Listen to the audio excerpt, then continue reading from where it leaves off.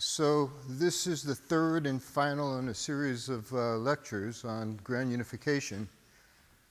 The first one was on 4D grand unified models and tried to give you an impression of what can be done in 4D theories. And in fact, you can, one, be quite predictive, and two, the predictions seem to agree with experiments. So that's good things.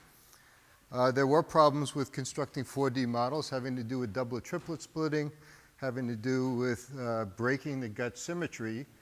And then in the second lecture, I suggested that possible solution to those problems is to go to orbifold guts. And we discussed 5D orbifold guts and how using 5 orbifold guts you can break the gauge symmetry with boundary conditions. You can do doublet triplet splitting with boundary conditions.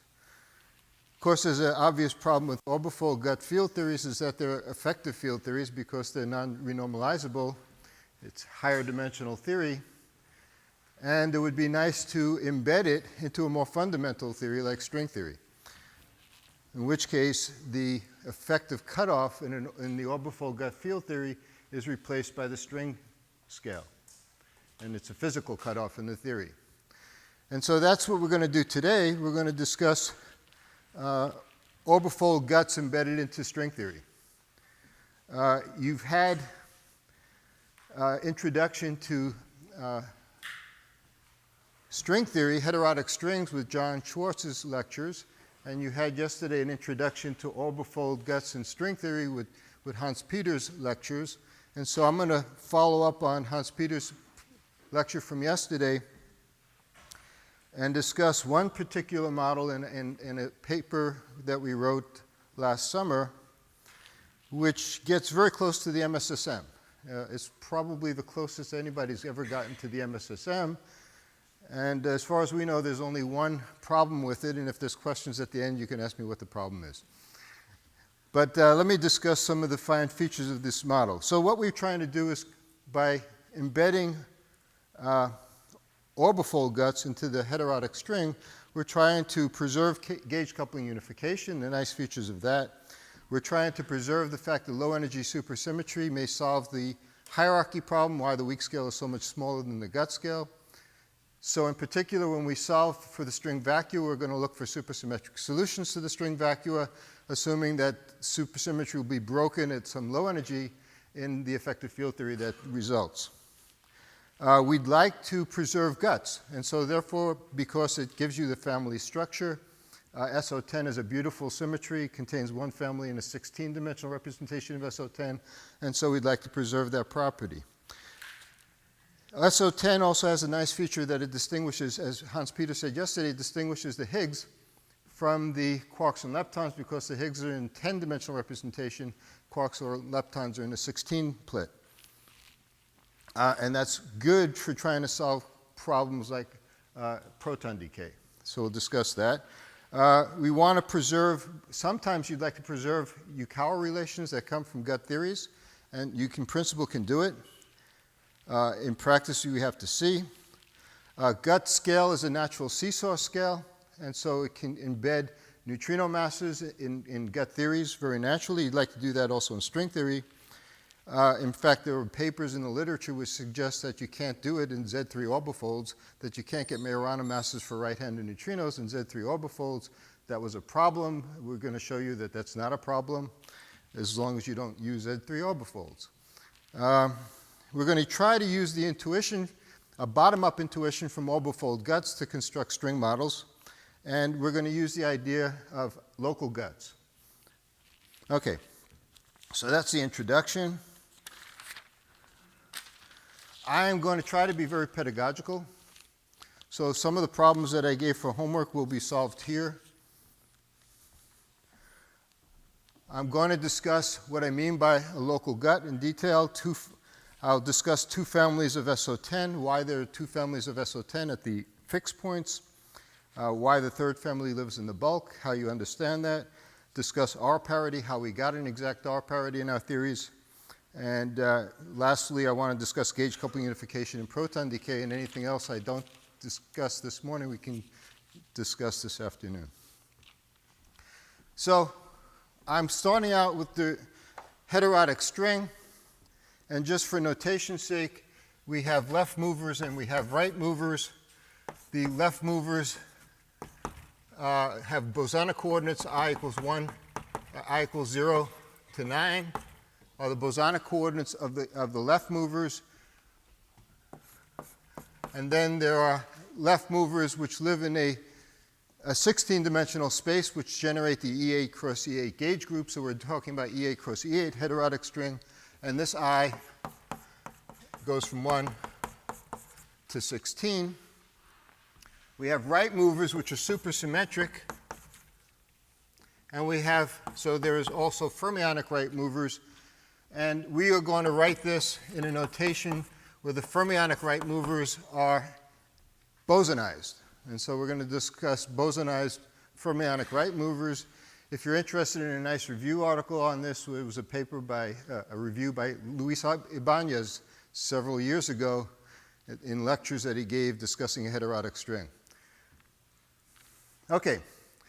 We're going to discuss mostly not the coordinates, but the momenta. So there's going to be momenta for the left movers, momenta, the 10-dimensional momenta for the right movers, for the bosonic degrees of freedom. And then for the x's, there's going to be capital P's, which live in an E8 cross E8 weight space, or root space, in fact. And there are going to be the momenta associated with phi we call r, and they live in the transverse coordinates, the 8-dimensional transverse coordinates of the 10-dimensional string. And so they are either bosonic coordinates, which are something like plus or minus 1, a bunch of integers there, or half integers,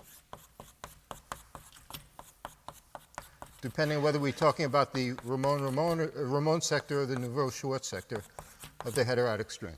So those are momenta. They're labeled with an index r. We'll come back to that.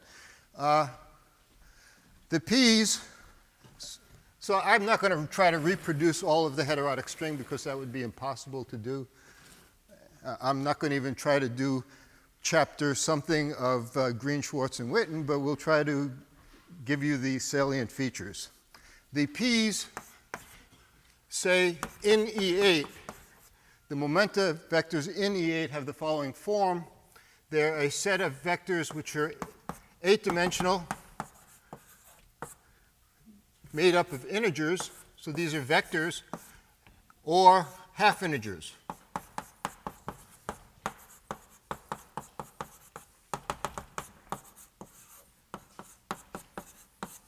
And the ni's, ni are integers, and the sum on ni, the sum on I equals 1 to 8 of ni is an even integer.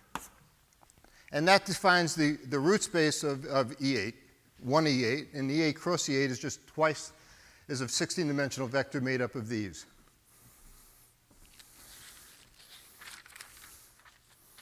Okay. When we discuss compactification of the theory or quantizing this theory, we're going to take our 8-dimensional transverse coordinates of real space and write in terms of complexified coordinates. So the xi's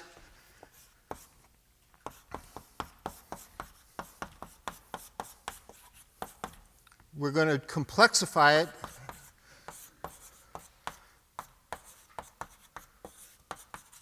so it'll be written in terms of 4 complex coordinates.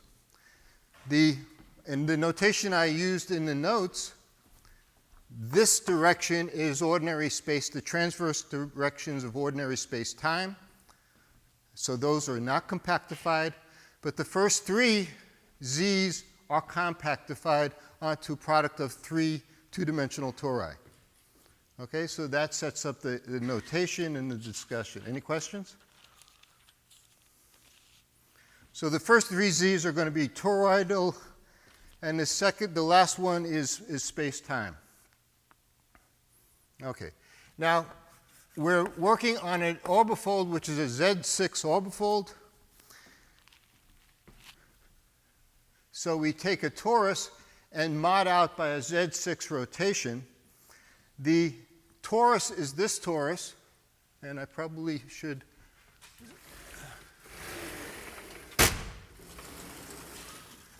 start keeping some of this around. So the tori I want to keep up here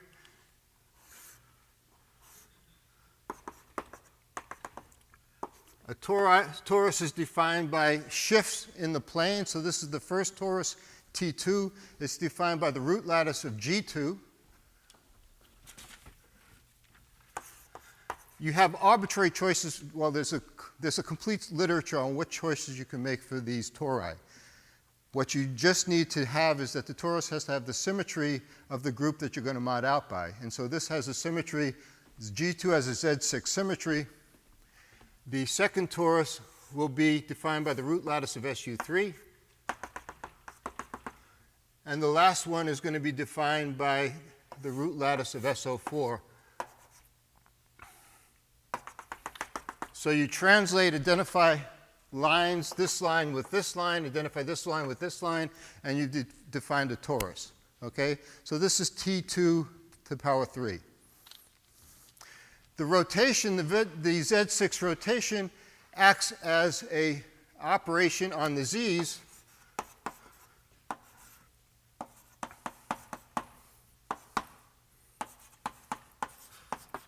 as a rotation on the Z's with a twist vector V. So the little v up on top there is called the twist vector.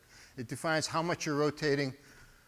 And we will take VI, or this little vector V, to be 1, 6, 1, 2, and minus 3, which means that you're rotating by 60 degrees in the first torus, 120 degrees in the second torus, and 180 degrees in the last torus. Okay? It turns out that this Z6 orbifold, you can call this V6, this Z6 orbifold is a direct product of a Z2 times a Z3. And the easiest way to see that is if you take, well, first of all, 6 times V6 is proportional to the identity in the sense that there's no rotations. Those are 360-degree rotations. So that doesn't do anything. But you can check that you can define something called V2, which is 3 times V6, which looks like this.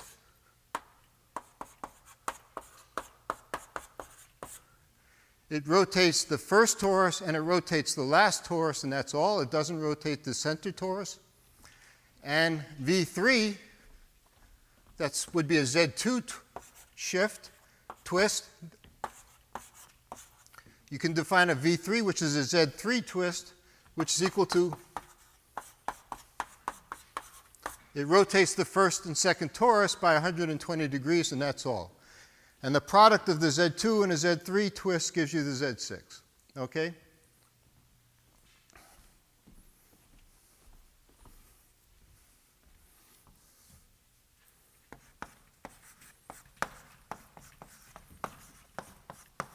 Now, the reason why we chose originally in this paper by Kobayashi, Zhang, and myself, we looked at this. Well, the reason why we looked at Z6 is simple because there was a whole literature, a paper which was 80 pages of tables which contained a Z6 and worked out for all the possible breaking schemes of E8 cross E8. And so we had something to start with since we were not string theorists at the time. And so we were learning string theory, and we started with this. The table included everything without Wilson lines. Okay, so this, what we're going to do is we're going to try to think in terms of orbifold guts. So the first thing is to put your mind in terms of orbifold guts. Imagine that this length here, this length, this length, this length, this length, all these lengths are string length. These are all of order the string scale. And one side is large. We'll take the possibility that one side has size r to be much larger than the string length. And that will be our effective 5D, eventually 5D orbifold gut when we discuss the physics in that space, that last torus. Okay? Question?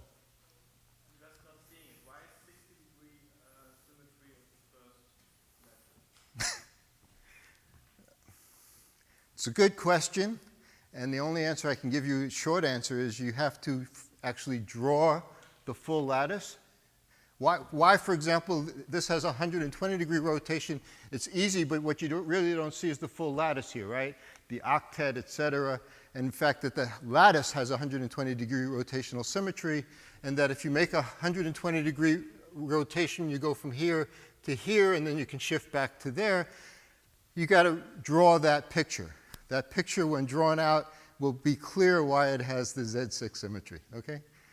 I just can't give you a simple answer. Okay. So when you start studying this theory, you're going to have to study the twisted and untwisted sectors of the string. And when you do a twist, according to the rules written down in Green, Schwartz, and Witten, for example, or to solve modular invariance constraints, when you do a twist, you have to embed the twist also into the gauge group structure. You have to rotate the gauge group structure as well. Okay? The way you rotate the gauge group structure is as a shift in the gauge sector of the theory. And so let me start over here. The theory that I'm going to describe is written in terms of a twist in the ordinary space, the 6 dimensions that we're compactifying, plus a shift in the E8 cross E8 root space. And I'm not going to write this down more detailed than just tell you that this is the shift vector that we chose that defines the theory that I'm going to look at.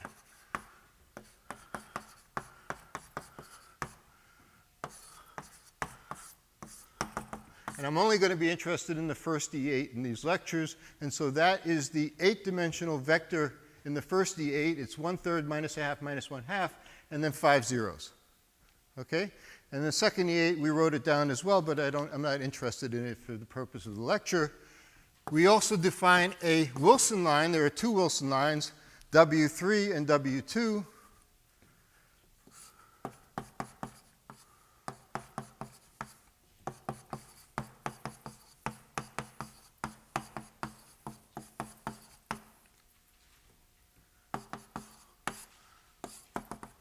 So that's the Wilson line W3, and the Wilson line W2 is, and this is all in your notes.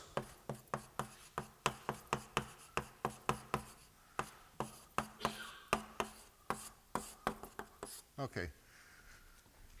Where those Wilson's lines located is you have the W3 is here and here. Okay, if you have a W3 here, you have to have the same W3 there because of the 120-degree rotation symmetry. And we imagine putting a Wilson line in that direction, which distinguishes the left side from the right side. Okay, and we'll see in detail how that gets distinguished. But those are the 2 Wilson lines. We don't have a Wilson line in this direction, and that will be very important for what follows. Okay, so let me first, as far as the homework is concerned, discuss the untwisted sector of the theory, because the untwisted sector of the theory gives you the gauge bosons. Okay, it tells you what the group is. It tells you some of the states that we have are untwisted sector states. What does that mean, untwisted sector states? Anything that's untwisted is a closed string mode which is free to move around completely in this internal 6-dimensional space. Okay? So these are global modes. And okay, I want to draw the twisted sectors as well so that I can discuss them, and I'll put them on this blackboard and I'll raise it up to the top so we can keep it here. There is well, let's erase this.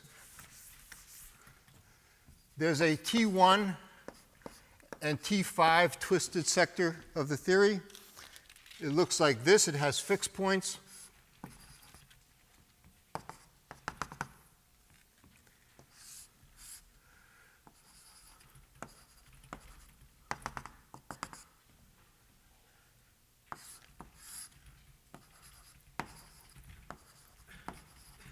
So this is the T1 twisted sector. There's 1 fixed point there, 3 fixed points there, and the 4 fixed points there because that's 180-degree rotational symmetry. There's a T2 4 twisted sector. They look the same.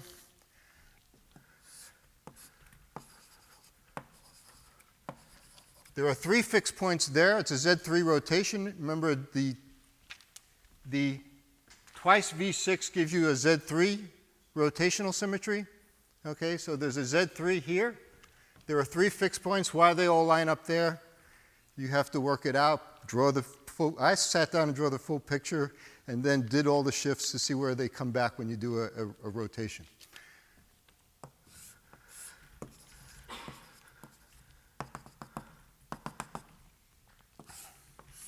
There are no fixed points here in the T2 or T4 twisted sector because you see that in the Z3 rotation, we're not rotating that last torus.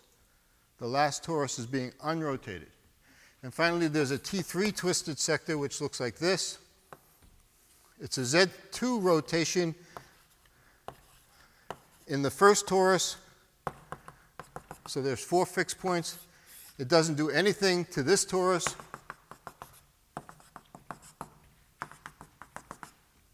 And in here, it's again, a Z2 rotation. So those are the fixed points in the T3 twisted sector. We're going to discuss the fact that our matter, our 2 spinor representations of SO10, live at these fixed points. So these fixed points will be very special in our discussion.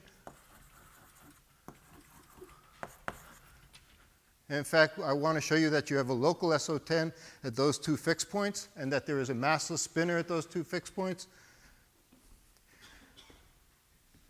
However, if we're interested in the orbifold gut, what we're going to discuss is the following. We're going to take our G2 cross SU3 lattice and first mod that out by the Z3 twist. Remember, the Z3 twist only acts on the first 2 tori.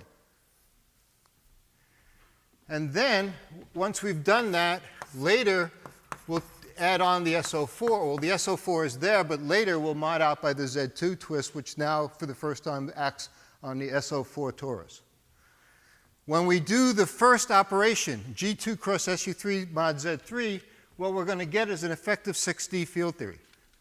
An effective n equal to 1 supersymmetric field theory in 6 dimensions, okay, which effectively is an n equal to 2 supersymmetric theory in 4D. So we'll see our orbifold gut. We'll identify what the gut symmetry is. Okay? Then the second operation of modding out by Z2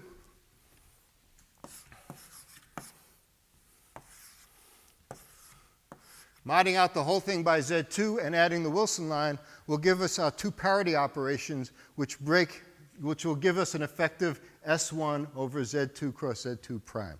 And we'll see explicitly in the string construction how that works. Okay?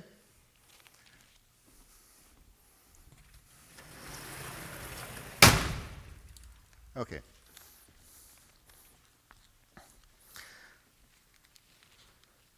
So let's first look at the gauge group of the T1 twisted sector. And I want to identify the spinor representations of SO10 in the local gut. If we're looking at, first of all, the gut group, the gauge group, is defined in terms of the untwisted sector states. And the massless states in the untwisted sector,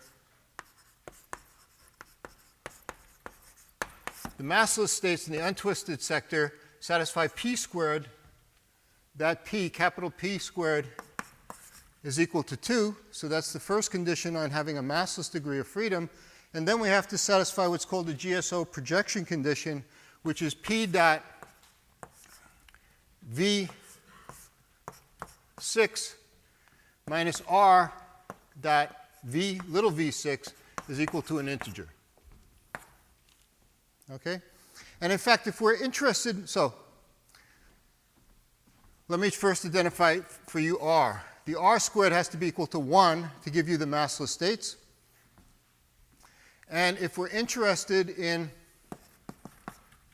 the gauge bosons, by the way, I drew this as twists on a 3-dimensional space. I should have added the fourth dimension because we're not doing anything to that fourth complex dimension because the fourth complex dimension is space-time. But if we're interested in the gauge bosons, we want to take R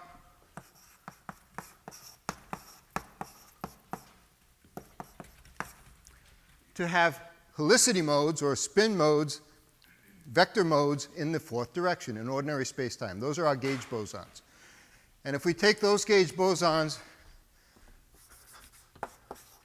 and multiply it times those, multiply R times V6, we get 0. So for the gauge bosons of the theory, this quantity is 0.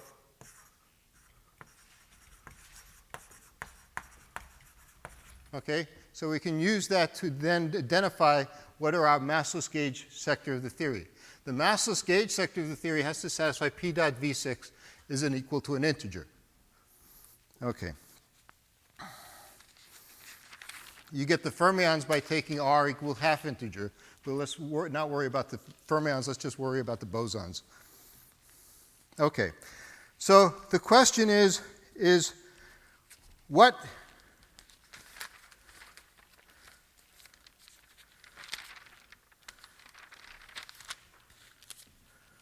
okay.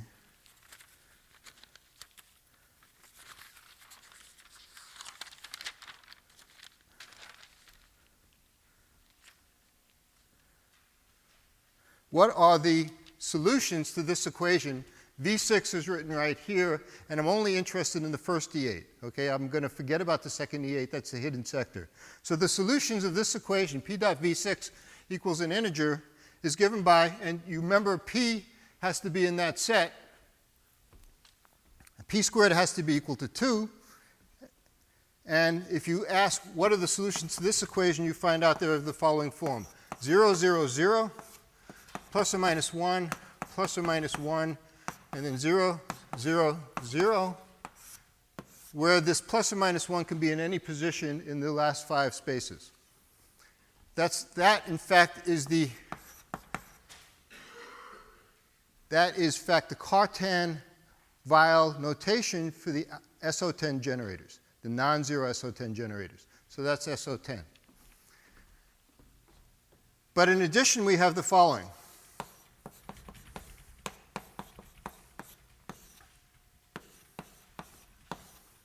And that happens to be in SO4. So the local symmetry at those fixed points is SO10 cross SO4. In fact, that's the local symmetry at the 16 fixed points, because that symmetry at those fixed points, if we choose the origin, okay, fine-tuning.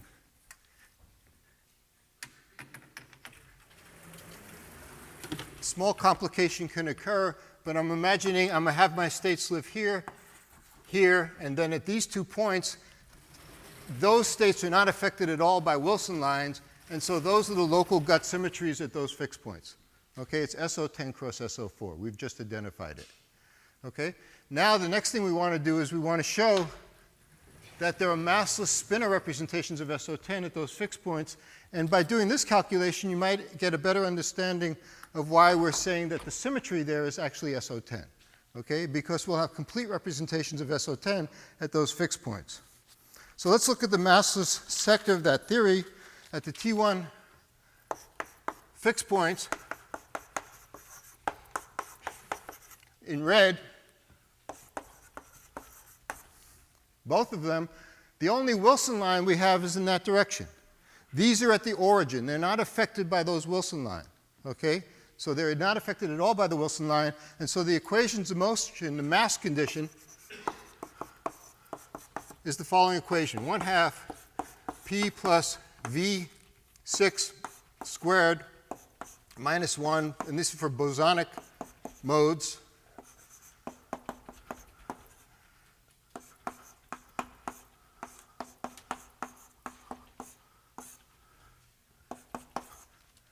That's the mass condition. Mass equal to 0 condition. You can solve this equation. You take V here as V6, the 3 twists, little v, V1, V2, V3. Here you take capital V6. you see that there's going to be a term which is going to be proportional to p squared, whatever it is, whatever value p squared is, it's a number, okay? It doesn't depend on which group you're talking about. In a particular representation of SO10, p squared is a constant for every element in that representation. V6 squared, whatever it is a number. It doesn't depend on the representation. The only thing that might depend on the representation is the product p dot v6, okay? And we've seen here that the product p dot v6 is an integer. In fact, it's an integer for any p in the SO10, the adjoint representation of SO10, but moreover, it's an integer for any p in any irreducible representation of SO10.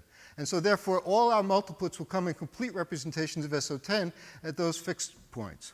And the solution here, the solution is simply given by 1/2 minus 1, minus 1, minus 1, plus or minus 1, plus or minus 1, plus or minus 1, plus or minus 1,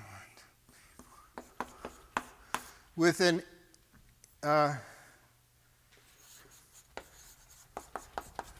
even number of minus signs.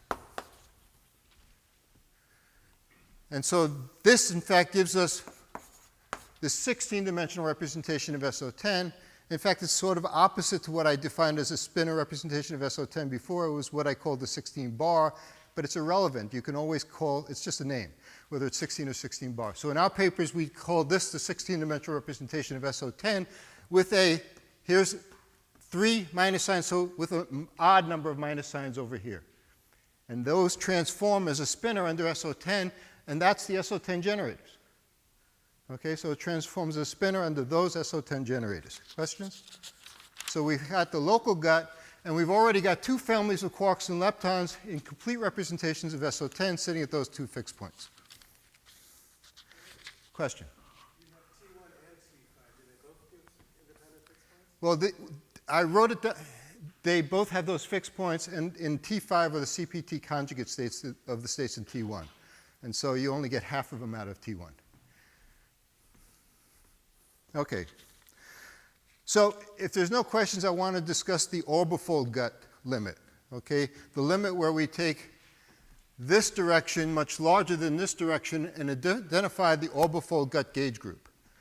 We have 2 families of quarks and leptons. It turns out that the 3rd family of quarks and leptons and the Higgs doublets come out of the orbifold gut bulk theory. What do I mean by orbifold gut bulk theory? Well, in the untwisted sector, anything can move around freely. Any closed string mode can move around freely in the full internal 6-dimensional internal space. We will also have in the T2 and T4 twisted sectors, that last torus is not being rotated. Okay, so that is a free torus. There are no fixed points in that torus for those states. Our states in the T2 and T4 twisted sector will sit at those fixed points. Twisted sector states sit at those fixed points.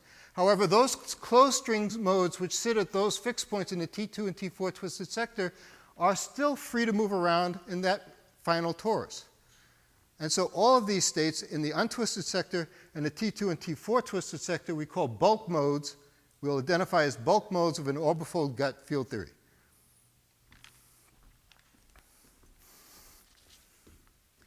Okay.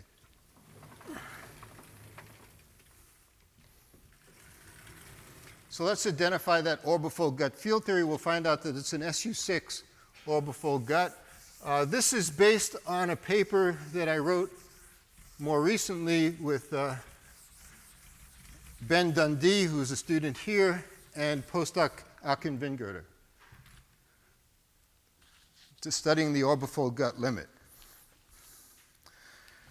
So if we're looking for, I'm just going to identify the massless, untwisted sector states of the theory.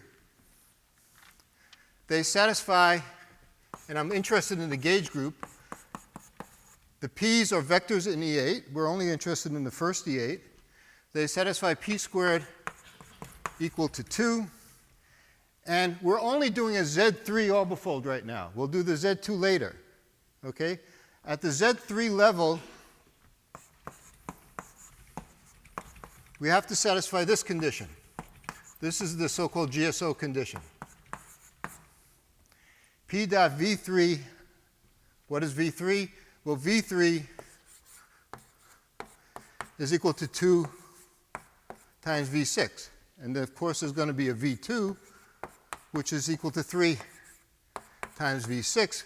V6 has the property that 6 times V6 is an element of E8. And so it's not a shift at all. Okay, it just brings us back to another point in E8. So 6 times V6 is an element of E8, and this is V3, and this is V2. Okay, so I'll write down explicitly what V3 is.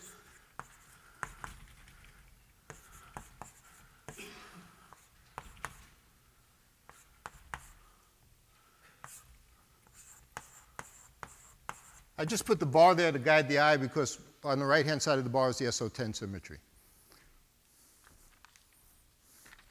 And we're interested in the gauge sector so we can identify the gauge bosons. V3 is this, and the gauge boson, we put an index in the fourth component of this vector for R.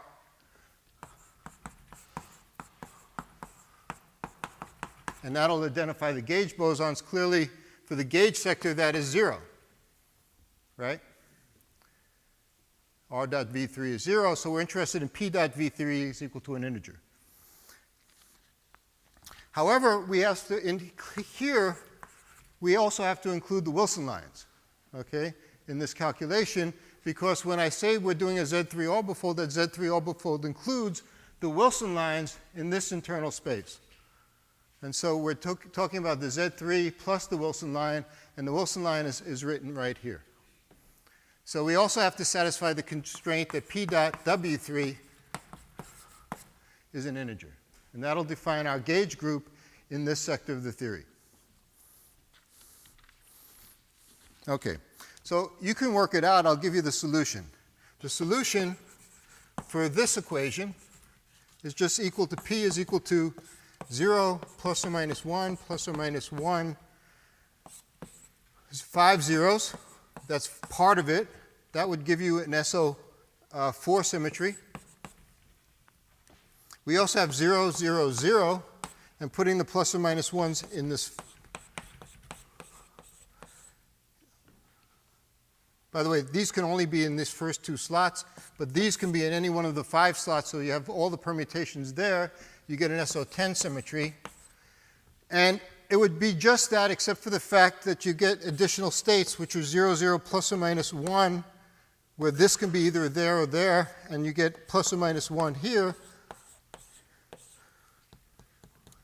where this can be anywhere there. And if you add this to all of this, what you're going to get is not SO10 cross SO4, but what you get is SO14 gauge symmetry. So there's an SO14 gauge symmetry at the level of satisfying the condition P dot V3 is an integer. Okay? Now you take this solution and plug it into this equation. You look at those solutions which satisfy this and plug it into this equation, and you'll see that, first of all, you get the solution then becomes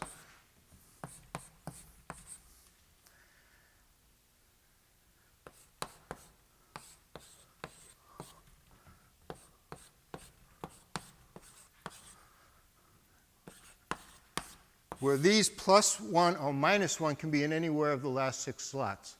That happens to be the group SU6, okay? And you don't have to take my word for it yet. I'll try to explain that a little bit.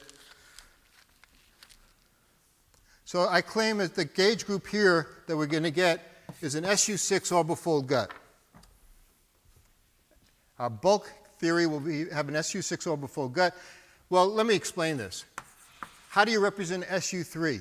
SU3, everybody knows, is a rank 2 group. But we're going to represent it in Cartan-Weil notation to satisfy the conditions that the roots have to satisfy. Alpha 1 squared equals alpha 2 squared is equal to 2, and alpha 1 dot alpha 2 is equal to minus 1. Okay, the simple roots have to satisfy that. The way you satisfy that is actually in a 3-dimensional vector space. The vector space is defined in terms of E1, E2, and E3, 3 orthogonal coordinates So you define a three-dimensional vector space, and then alpha 1 is equal to E1 minus E2, and alpha 2, the simple root of SU3, is E2 minus E3. And so therefore you get alpha 1 squared equals alpha 2 squared is equal to 2, and alpha 1 dot alpha 2 is equal to minus 1. And so alpha 1 and alpha 2 are the simple roots of SU3.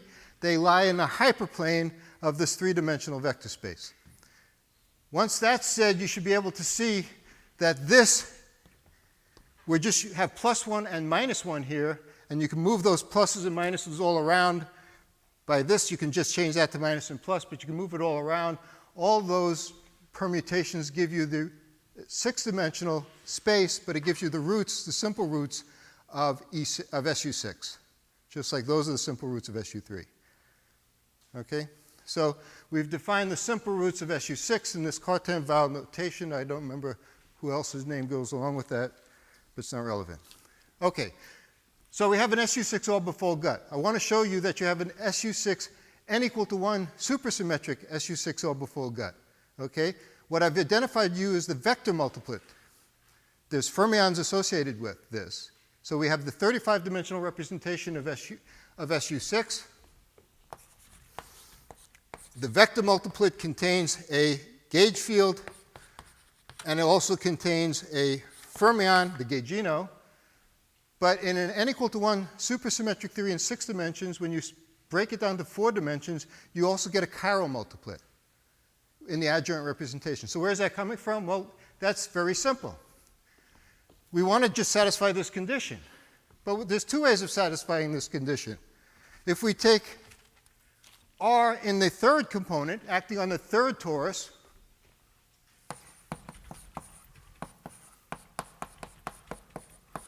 that also satisfies that condition.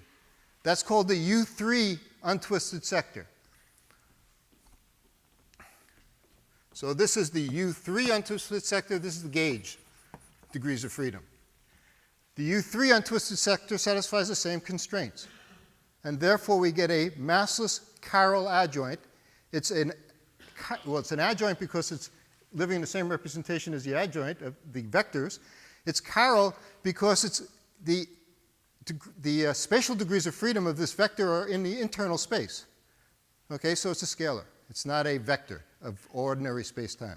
So this is our chiral adjoint. So we get, in addition to this, we get a field phi, which contains a scalar and a fermion, is a chiral adjoint, effective n equal to 1 supersymmetry in 6D or n equal to 2 in 4D. Okay? It turns out that if you look at the U1 and U2 twisted sector, taking our U1 and U2 are defined by this vector here being either plus or minus 1 there, that would be the U1 untwisted sector, or plus or minus 1 there would be the U2 untwisted sector. You'll find out that you get, if I remember correctly, in the U1 and the U2 untwisted sector, you get a 20-dimensional representation and a 20 conjugate representation. 20 happens to be real, but 20 conjugate representation of SU6. And so you get a hypermultiplet, chiral multiplet of SU6. And so we really have an orbifold gut. Okay? It's a 6-dimensional or 5-dimensional, if I only take one direction large, SU6 orbifold gut, which we now have to spontaneously break down to 4-dimensional theory with some parity and parity prime. Okay? And we'll do the parity and parity prime in string language. I should mention that in the bulk theory, what we have, in fact, is, I don't have room here.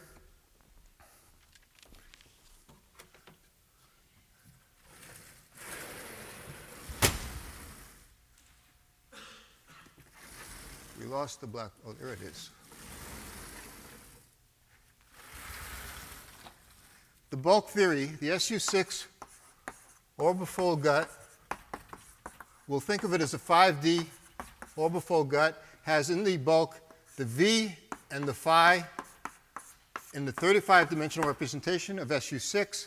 We'll also have a 20 plus a 20C, a hypermultiplet coming out of the T2, the untwisted sector. And then out of the T2 and T4 twisted sector, you get additional states, and what we get is 9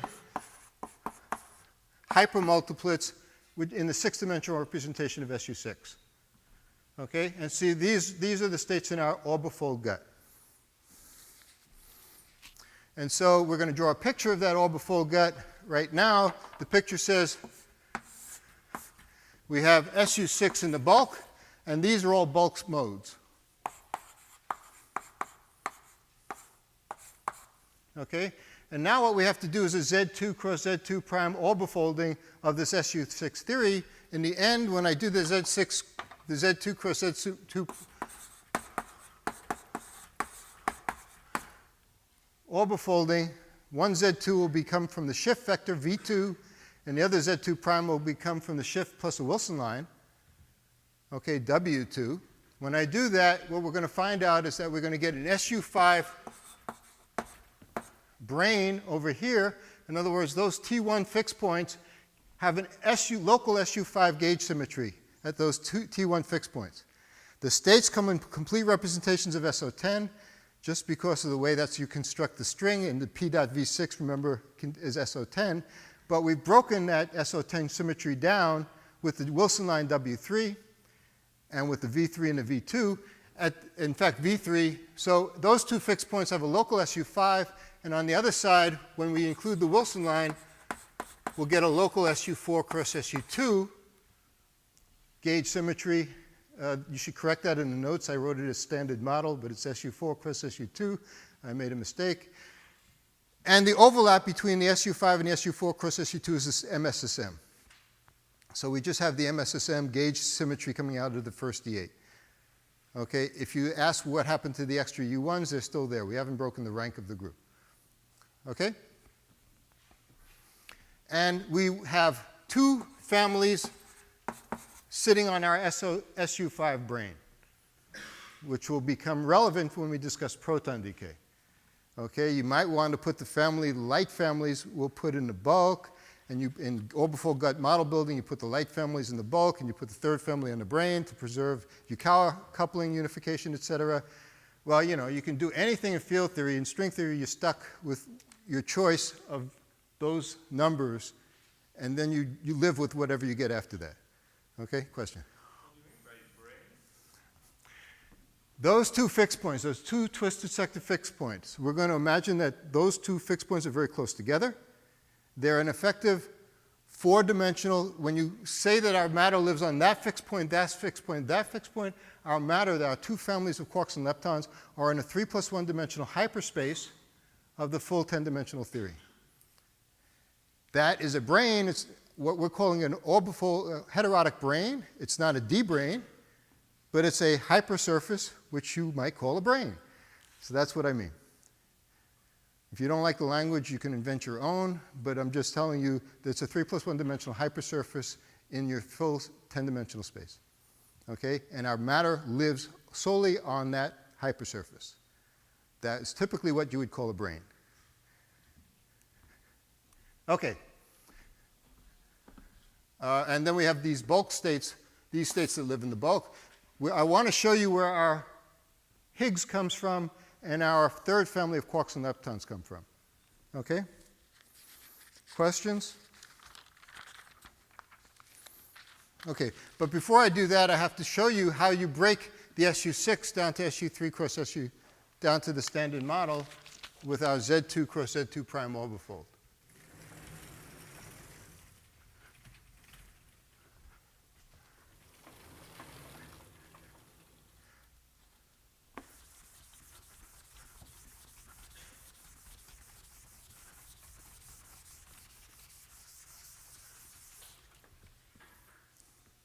Okay, so we still have to do the extra Z2, the extra Z2 twist, which is related in the gauge sector by a shift vector V2. Okay? And we have to include the Wilson line W2. Okay? You can study the gauge sector of the theory. If you ask what is P.V2, where these P's are in SU6, the SU6 that we derived up there, what is left over when we look at P dot V2 is equal to an integer. When we do this extra shift, what we find out is that SU6 gets broken to SU5.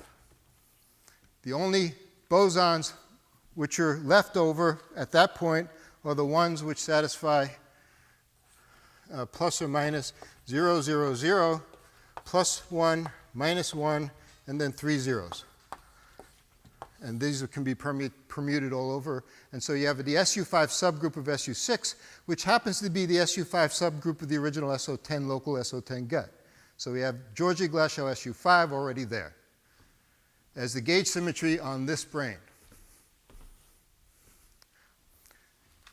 Well, we've satisfied this. When we add the Wilson line, we have to satisfy this constraint. Or just say we satisfy both of those constraints simultaneously. P dot V2 is equal to an integer, and P dot W2 is an integer. But the Wilson line has an origin here and goes over there, and so it doesn't affect any states over here. Any states that live here are not affected by that Wilson line. What happens is when you take a state, say over here at these fixed points, and you do 180-degree rotation, they go over to here, and then you have to translate back to here. That translation picks up a phase. The phase is due to the Wilson line, the holonomy of the Wilson line. Okay? And so the Wilson line only affects the state sitting over here. If you ask to satisfy this condition, you find out that the group is just P's are now here are in SU4 cross SU2, and I won't work that out. And so that's why we have the SU4 cross SU2 are at these two fixed points on the right. We have an SU5 at the two left-handed fixed points, and the overlap between them, the only massless plus modes that we'll see are the ones in SU3 cross SU2 cross U1 times some extra U1s. Question? Okay. In this notation, in string theory notation, the parity operation P and P prime, these two parity operations that we defined the other lecture in terms of orbifold guts, can be written in terms of there's an intrinsic parity, and then there's a factor of e to the 2 pi I P dot V2 minus R dot V2. That gives you the states which were parity under that parity. If they're even, there are plus modes under the first parity. If they're odd, there are minus modes. In fact, this number is either integer or half integer. P dot V2 minus R dot V2 is either an integer or half integer. The reason, for example, you can look at this first number. P dot V2 has to be integer or half integer. Why? Because twice V2 has to be an element of E8. And any two elements of E8, P dot P prime, where P and P prime are in E8, P dot P prime has to be an integer. Okay? So if you have two elements of E8,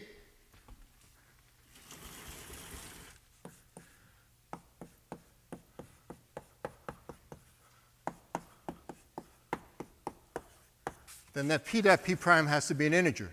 Okay? That's in order that P plus P prime squared is even integer. So P plus P dot P prime has to be an integer. What's the relevance here? Well, 2V2 is an element of E8. 2V2 brings us back to an E8 shift. And so P dot 2V2 has to be an integer, so therefore P dot V2 is either half integer or an integer. Okay? And so this phase will either be plus or minus 1. It's just a parity operation. And P prime is the same intrinsic parity, e to the 2 pi I P dot V2 plus W2 minus R dot V2. And again, this is plus or minus 1, and the eigenvalues under this P and P prime on the states give you the plus plus modes, the plus minus modes, the minus plus modes, and the minus minus modes with Kaluza-Klein excitations. Okay? You get the standard Kaluza-Klein excitations because if you look at the momentum degrees of freedom in the ordinary space-time, the momenta corresponding to this, for example, the momenta inside this torus or inside this circle that we've defined here, the momentum modes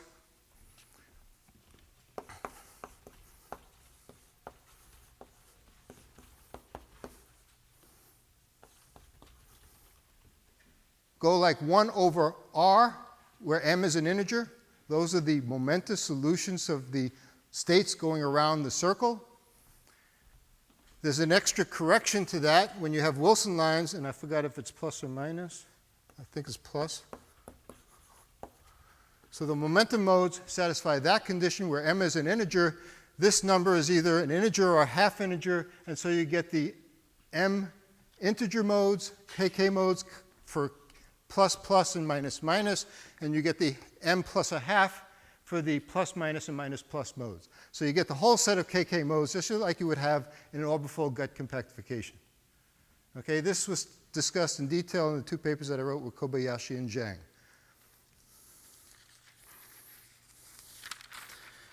So in fact, if we take r much greater than the string scale, we have kk modes that we have to include in a renormalization group running from the compactification scale up to the string scale. Okay? Questions?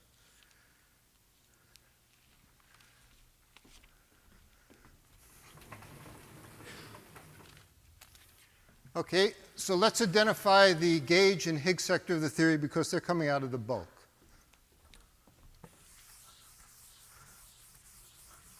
Well, we already identified the gauge sector of the theory, and I just want to be explicit about it by writing down the parities of these gauge bosons when you do the extra Z2 cross Z2 prime orbifolding. With the extra Z2 cross Z2, by the way, with these parity operations, these are actually what are called the GSO projectors. And the massless states are only plus plus modes. Okay, the massless states have to satisfy P on the state is equal to plus 1 times the state. P prime on the state has to be plus 1 times the state. Those are the GSO projections. But when we're looking at massive modes as well, we can also have plus, minus, minus, plus, minus, minus modes. Okay. So the gauge bosons, V is a 6 by 6 traceless Hermitian matrix containing the gauge bosons.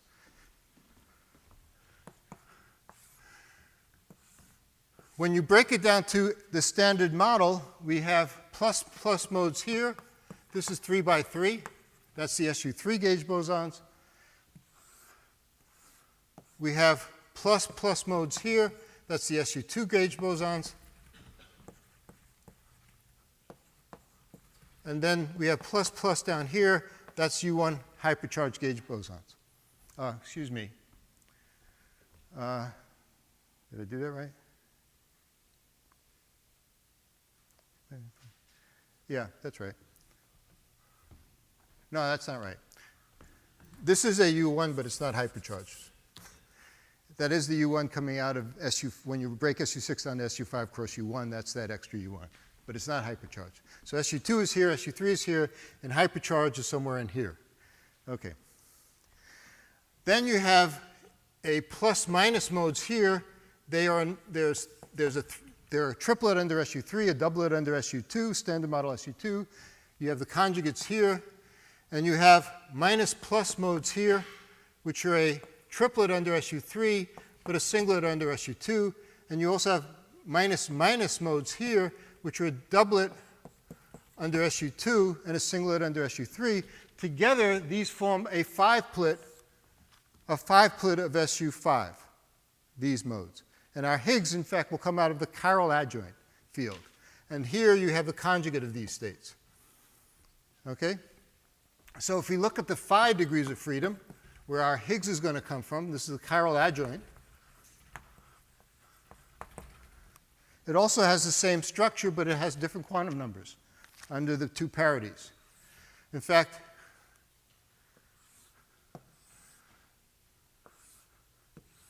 under the 2 parities, we get the minus minus modes here, minus minus modes here, minus minus here.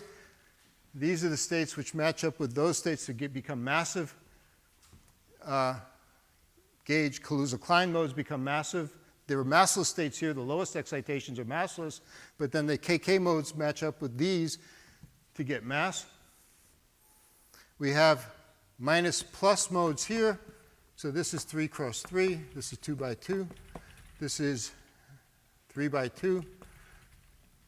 This is conjugate. And over here, what we have are the plus minus modes, which is a triplet, singlet, and minus plus plus modes, which we'll call H up. So our Higgs doublets come out of here. By doing the orbital folding, we've broken the SU3, the SU5 down to SU3 cross SU2 cross U1 hypercharge. In the process, we've split the color triplet Higgses, which are these, from the Higgs doublets. The Higgs doublets are the only ones which have a massless mode. And HD is here, and the T bar is over there. Okay? So we've done doublet triplet splitting via the orbital folding. We've only retained the doublets as massless. Everybody else is up at the compactification scale, etc. Okay. Okay, so where is our third family of quarks and leptons coming from? Let's find them.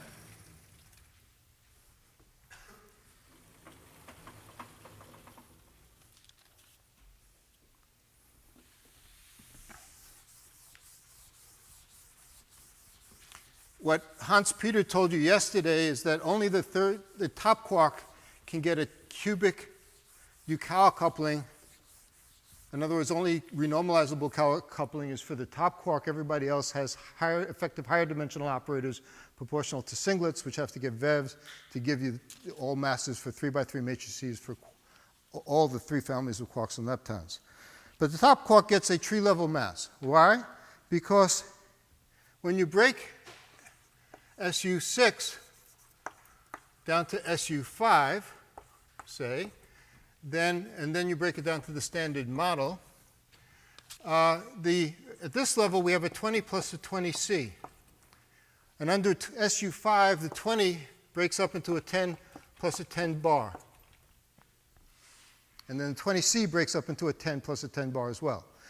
You can see that very easily because in somebody's notation, I think it's Georgi's notation, the 20 is a triply antisymmetric tensor, 3-index antisymmetric tensor under SU6. And it's easy to see that when you break that up into SU5, you get a 3-index antisymmetric tensor plus a 2-index antisymmetric under SU5. This is the 10, and this is the 10 bar. And so the 20 breaks up into a 10 plus a 10 bar. And of course, you get what we're going to get out of the 10 is going to be out of one of these, we're going to get the quark doublet. And out of the other 10 that we get from the 20C, we're going to get the TC and EC. And so we have the third family of top quarks coming out of the 20 and 20C. The relevance of that is the following. The rest of the family, the third family, comes out of the 2 6 plus 6C states. So out of 2 6 plus 6 conjugate states, we get the BC and the leptonic doublet. Okay? So that's where those states come from. But the only interaction that you can write down, which is SU6 invariant, is of the following form. 20C 35, which contains the Higgs, times 20. In fact, that term is in the orbifold gut theory. That term is a gauge coupling. In the orbifold gut theory, it's of the following form, G5 of root pi r, integral dy from 0 to pi r, and then there's an integral d2 theta, which I left out of my notes. And out of here, out of one of these, we get the Q. Out of here, we get the Higgs up. And out of here, we get the TC. And so the Euclid coupling for the top quark is there at tree level in the orbifold gut theory, where this quantity here is the dimension of this quantity you'll call the gauge coupling at the string scale. Okay? So that's why the third generation top quark has a Euclid coupling at tree level. In string language, it's equivalent to saying there's a U1, U2, U3 untwisted sector coupling at tree level. And that's also another way of saying that this coupling exists at tree level. you can't write down a coupling for the bottom quark of the lepton because there's no coupling of the 35 to a 6 and a 20. Okay? And so that's a problem. Okay, so we've given the top quark a tree-level mass. I want to explain one more thing. I don't know how much I got plenty of time, I guess. We want to discuss some properties of this T1 twisted sector. Our two families live at these two fixed points, right? The Wilson line is orthogonal to those two fixed points, so it doesn't affect those states. As a matter of fact, when you go around the circle, that small circle in the direction of those two fixed points where the 216s live, you can go halfway around the circle and you wouldn't know that you'd made a change. Okay? And so the theory has a symmetry. If you didn't orbifold, you can go continuously around the circle, and there would be a symmetry. You orbifolded, you can go halfway around the circle, and you can't distinguish those 2 points, those two fixed points. There's a symmetry under exchanging the two families.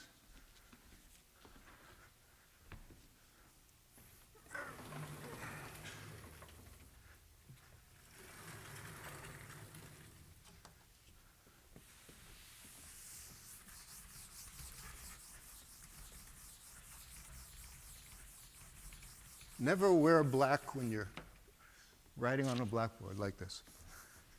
Okay, so we have our two families living at this fixed point and this fixed point, the 216s. We'll call this family, say, family 1, and this is family 2. Okay? Those form a 2-vector, F1 and F2, and there's a symmetry operation, which I'll represent like this, which takes F1 into F2, and you wouldn't know the difference. Okay? So that's a geometric symmetry. It's a Z2 symmetry operation. It's also true, and this is harder to prove, but it was proven several times over in a paper that we wrote with Kobayashi and Zhang, but also in the follow-up paper that we wrote with Peter and Pluger and Kobayashi and Ratz, and I think that's all.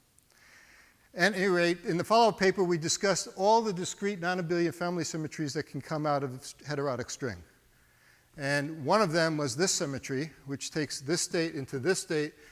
Why is it a non-abelian family symmetry? Well, the simple statement is the following, that you can have lots of states which have index I equals 1 or 2. String selection rules tell you, and among them you get the families, but you also have singlets, etc., under standard model. String selection rules tell you that you have to have an even number of states. The product of this has to be even. The product of all the states that live at the second fixed point has to be even. The product of all the states that live at the first fixed point have to be even. When you construct superpotentials, you find out that you have to have an even multiple of states here. So this is phi 2 to some even power, or phi 1 to some even power. You have to have an even number of states at those two fixed points, coming from string selection rules, which we don't have time to discuss. But that tells you the following. There's another symmetry, which is the symmetry which I can represent like this, acting on all the fields, not just F1 and F2, but any field that transforms, that lives with those two fixed points. There's a symmetry where I take F2 to minus F2. Of course, that's just sigma 3. Because there's an even number of states, if I take all the states living at the two fixed point and multiply them by minus themselves, it's a symmetry of the theory. Okay, the superpotential and the whole Lagrangian is invariant into that symmetry. Of course, I can do plus or minus this, because I can change F1 to minus F1. It's also a symmetry. Now, the point is that sigma 1 and sigma 3 don't commute. And so we got the beginnings of a non-abelian symmetry. We started out with two Z2 symmetries, but now we multiply them out because the product of these is a symmetry as well. And the product is called D4, and it's made up by these generators.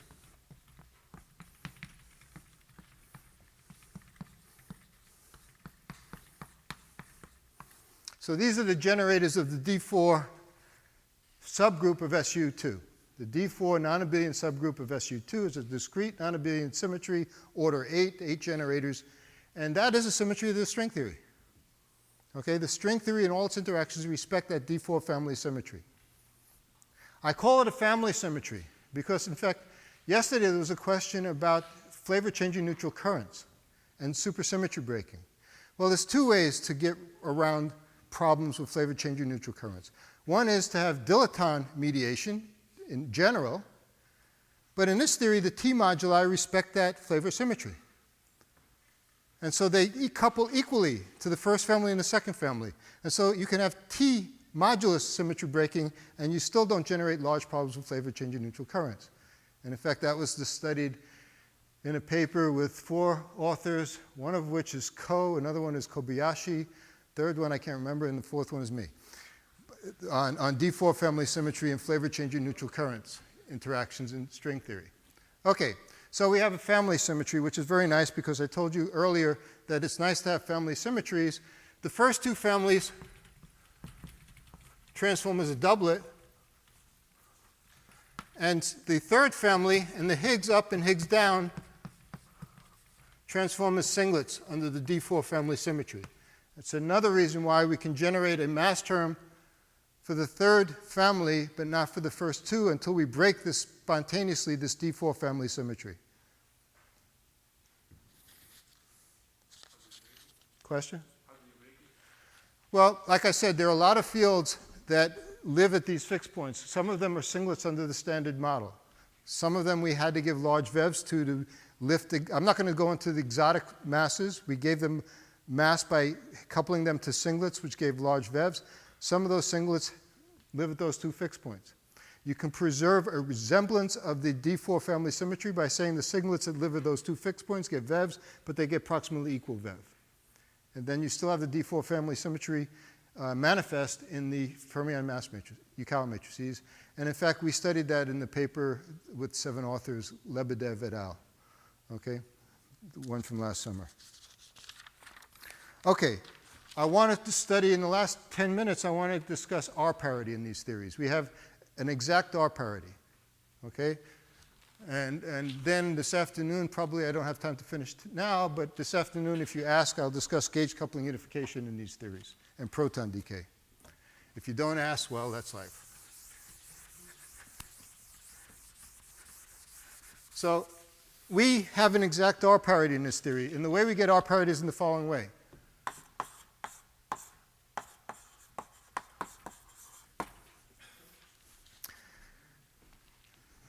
The R parity connotes that it's an R symmetry, a discrete subgroup of an R symmetry.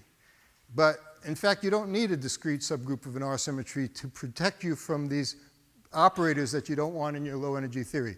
What are the operators you don't want in your low energy theory? You don't want UC, DC, DC. You don't want Q, DC times lepton doublet. You don't want L, LEC. And you don't want L times H up. Those are the operators which are R parity violating operators, dimension 4 operators, that you don't want in your low energy theory. Okay, so the 2 roads to getting rid of those is one to say there's an R symmetry which distinguishes fermions from scalars, but you don't need that. That's more weight than you need. The other way of getting rid of that is to find a family matter parity or family reflection symmetry. Let's imagine capital F means any particle which is in the 3 families of quarks and leptons. In other words, Q, UC, DC, L, EC is F. If we have a symmetry which takes F to minus F as a superfield and takes Higgs into plus Higgs, in other words, doesn't transform Higgs at all, then that symmetry, which is a global U1 symmetry, discrete Z2 symmetry, but it's not an R symmetry, doesn't allow those operators, right? It gets rid of all those operators. It's sometimes called matter parity. We called it family reflection symmetry. So what we want to do is write down a theory with a matter parity, okay? An exact matter parity in the low energy theory. So let's write down the other fields that we have to worry about.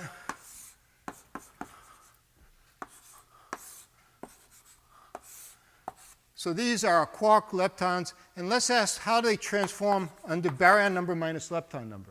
Because in fact, we're going to use a Z2 subgroup of B minus L to be our matter parity? Well, quarks have B minus L 1/3. Leptons have B minus L minus 1. Higgses have 0 B minus L. These operators have B minus L minus 1, minus 1, minus 1, minus 1. Okay? So we can use, in fact, the Z2 subgroup of B minus L to get rid of all of those operators, to not allow any of those operators. And B minus L is sort of generic in any string theory, is always there, especially if you have an SO10 symmetry. When you break SO10 down to the, well, it's a subgroup of the SO10 symmetry. So, in fact, what we did is the following. Let's define something I'll call U1 B minus L e to the I alpha pi. That's a B1. And as long as you got B minus L symmetry, alpha is arbitrary.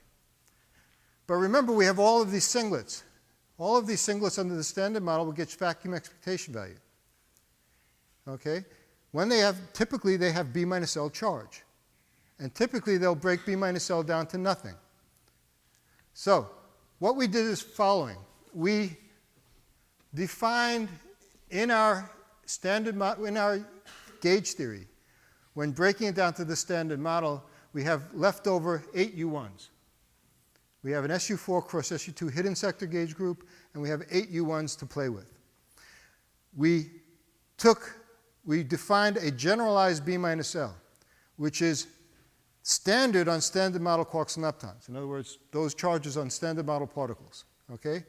And we defined it such that it had a maximal number of states, singlets under the standard model, which had quantum numbers which, if those fields got vacuum expectation values, they would break U1 B minus L down to matter parity only.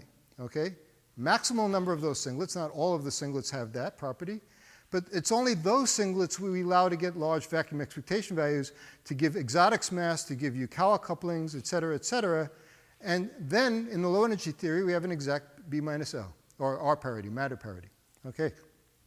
And just to make a long story short, in the benchmark model 1 that we discussed, the only fields that we allowed to get VEVs which had non-zero B minus L were these chi fields.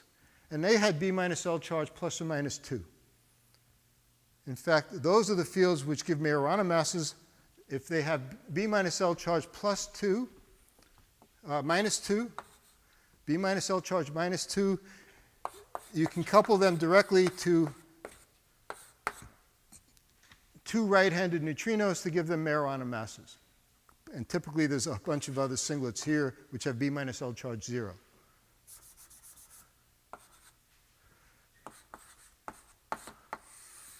Okay? And so these guys are necessary. So this is NC has B minus L plus 1, right? Because it has anti-lepton number. It's an anti-lepton.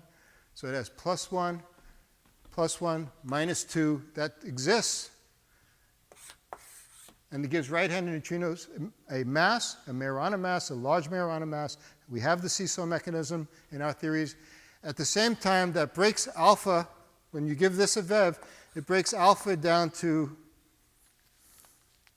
well, it breaks alpha down to alpha equals 1 is the only possibility for alpha. Because you're operating B minus L of this state is 2. And so alpha equals 1 is a symmetry, okay? Because you just get a rotation on that state of 1, e to the 2 pi I, okay? So alpha is, you broke the symmetry U1 B minus L down to alpha equal to 1 in that case. And in fact, it's the larger symmetry. It's a Z6 symmetry, but a subgroup of that Z6 is Z2 matter parity. Okay? And it prevents having any of these R parity violating operators. Questions? Okay, let me start the discussion of gauge coupling unification because I have a few minutes left, and maybe I won't get through it now.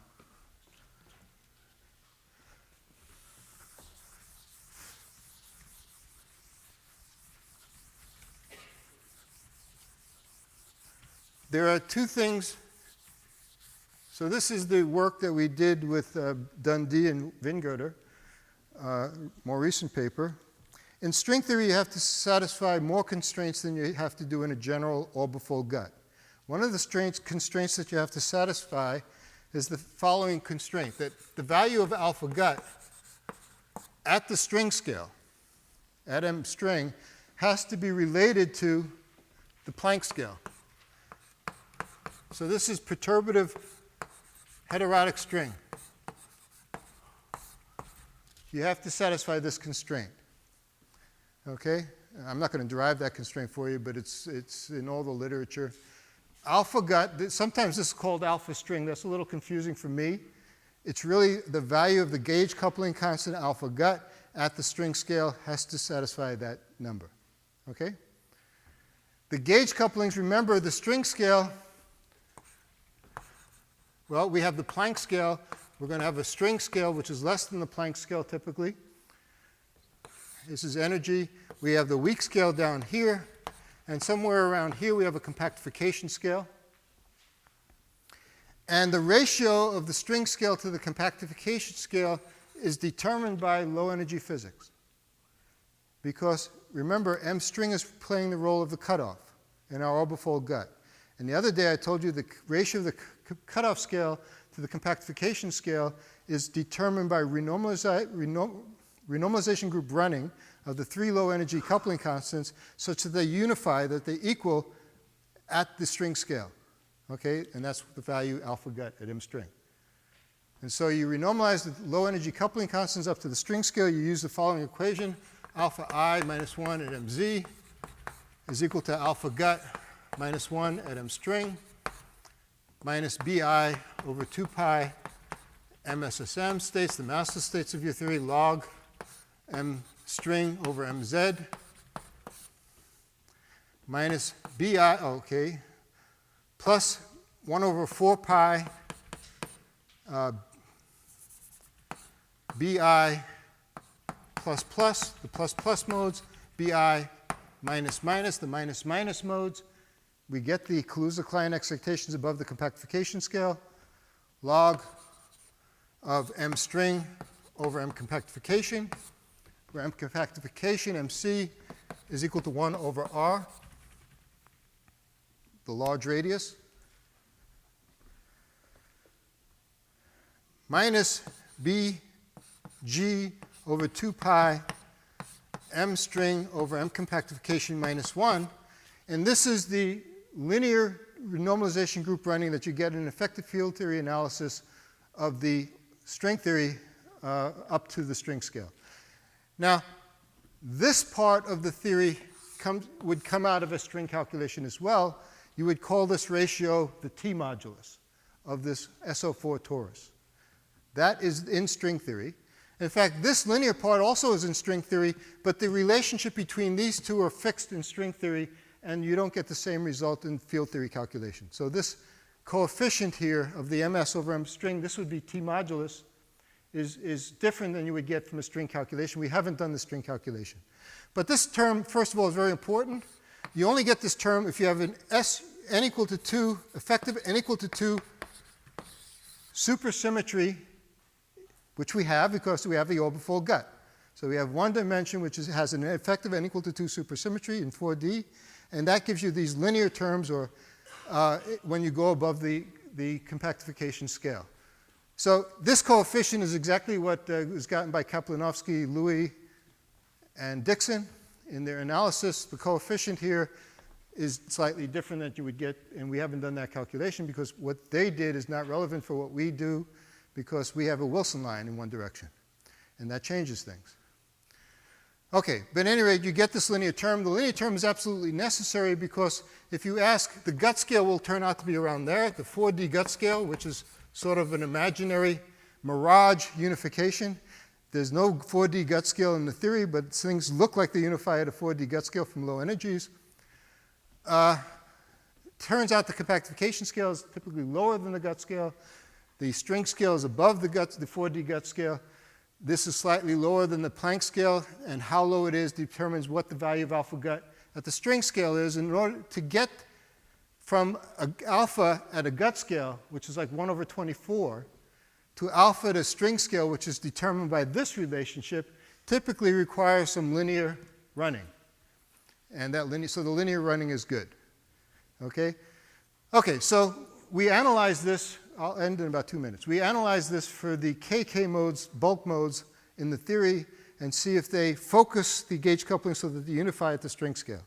And the simple answer is no, it doesn't work. Gauge Higgs unification, which is what we have, SU6 orbifold gut, with gauge Higgs unification, doesn't focus the way you want it to focus. So we needed extra states in our effective low energy theory, and those extra states have to come in this range. And we call that new scale. We assume that some of the exotics get a lighter mass than we would have liked to push all the exotics up to the string scale, but that doesn't give you gauge coupling unification. So we assume that there's a new mass scale, and we add a new term to this running.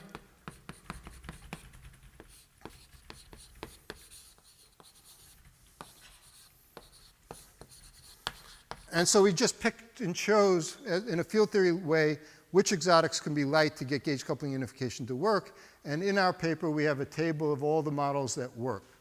Out of the class of 15 models that we found in our recent paper, which look like the MSSM. Only 2 of those models we actually studied. We call those benchmark models in detail. But we studied here all the 15 models. And we had a bunch of models that work. And the solutions look something like this. You have alpha 1 inverse, alpha 2 inverse, alpha 3 inverse at low energies. Say MZ is down here. Let's break this up here, and we get that they're coming together, but at an exotic mass scale, which we have to put in, we have to focus them a little bit better until we get to the compactification scale, which is here, where they then do some linear running. That's the linear term up to the string scale. And then they unify there, and that's the value of alpha gut at the string scale in the SU6 orbifold gut. Question? Any questions? Okay, so it all works. We find out that in this one example that we put in the paper, alpha gut inverse was around 62. So about a factor of 2 or 3 extra running due to the linear term that we needed. But it all works. You have a gut, and the only thing you really have to discuss now, and I can finish up now, by just saying that you can study dimension 6 operators for proton decay, because you're constrained by that. Our 2 families live on an SU5 brane. So the X and Y gauge bosons, which are in SU5 but not in the standard model, get massed at the compactification scale. They contribute to proton decay, okay, unsuppressed. And in order to be safe from too much proton decay, the compactification scale has to be bigger than around 7.6 times 10 to the 15 GeV. So there's a constraint so that you're not ruled out by proton decay. 80% of our models that we worked out were ruled out by proton decay. 20% are there still to be seen by super K or some hyper K that's going to come after super K. The dominant decay mode is proton goes to pi 0 E+. And I'll end with that.